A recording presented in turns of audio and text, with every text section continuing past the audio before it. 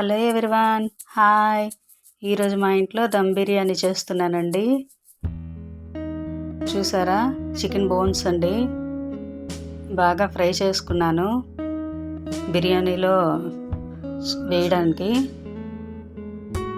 చూసారా, బాగా వేగిపోయాయి.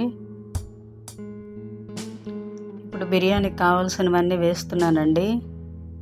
ఆయిల్ వేసుకున్నాను, అందులో ఇవన్నీ వేస్తున్నాను.